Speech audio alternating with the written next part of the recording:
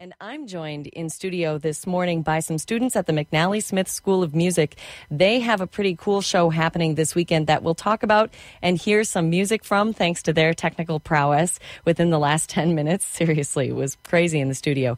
But while we're on the subject of a musical hero like Alex Chilton, I'd like to ask Ryan Horton and Michael Holloway about their heroes. I'm going to start with Ryan. What musicians or composers do you count as influences or people you admire? Well, I'd have to say when I first started out, I was mainly a guitar player, and I wasn't too serious into music until I actually heard some Steve Vai.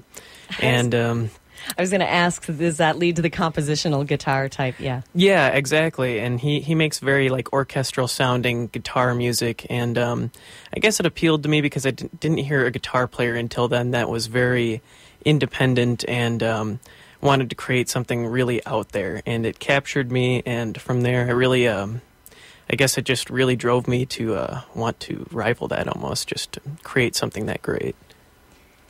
And what about you, Michael? When people always tell me their favorite band, I always just say John Williams is better. That would be the composer. Yeah, John Williams, the film score, Star Wars, and Indiana Jones, and all that. Many others. You can almost recognize when it's a John. Yeah, he just has a masterful control over the orchestra, which is very unique to him.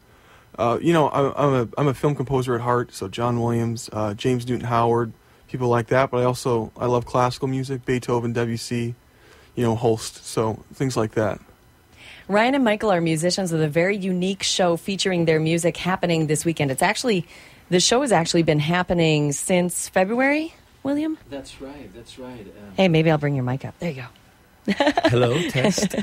Yeah, that's right. Since February 25th, that was the kickoff date, and we got one more month to go, and we're very excited. We're getting good reviews, and we hope your audience likes the music as well. This is William Franklin, who is a liberal arts humanities instructor at McNally Smith School of Music. And can you tell us about the exhibit and its public reception Saturday? That's right.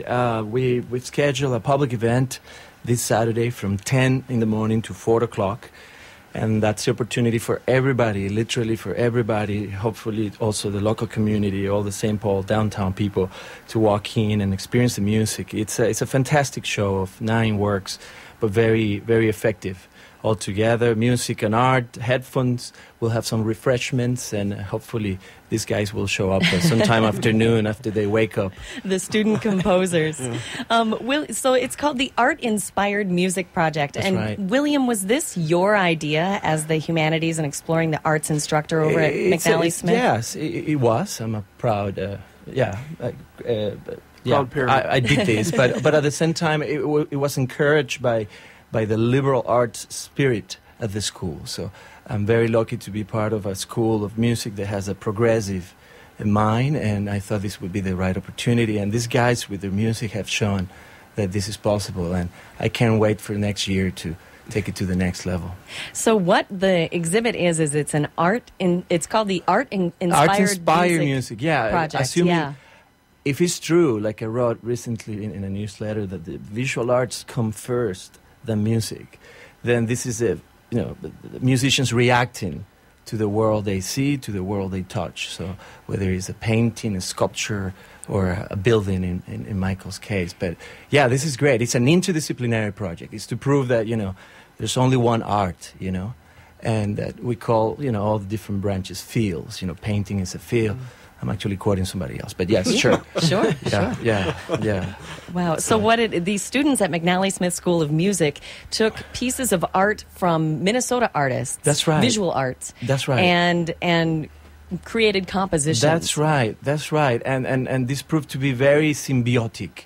These guys, in other words, they nail it. You hear the music and you see the art, and something happens to you. You're taken to another dimension, so to speak. So I think they are true artists doing this. Yeah. At the public reception on Saturday, March 27th, when does that start? Starts at 10. And we'll it's open at 10 a.m. Okay, yeah. And it's at the McNally Smith Gallery. College of Music. Yeah, main entrance gallery. Okay. I was going to ask, is it easy to find the gallery at this 19 right East Exchange Street. So you take 94 East, you exit on 10th Street, and you go to Cedar, and right there's a building, and look for Exchange Street. That's where the main entrance is. And go and join us. We'll be there waiting for you. We'll have plenty of free catalogs, beautiful catalogs made by Matt Luneberg at the school, and we hope to pass those around to you. They tell you about the artists and about the composers and the visual artists.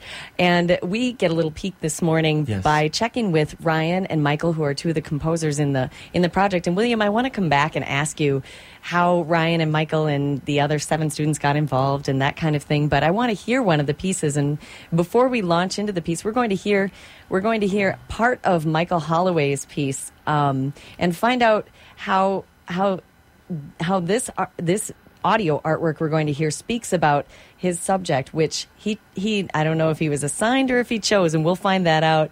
The Guthrie, the building, the new Guthrie on Washington Avenue, and he did a piece in 2 parts. We're going to hear the second part, and we'll come back and ask Michael how he chose the Guthrie or how he made that connection. But right now, we'll enjoy the music here on KFAI.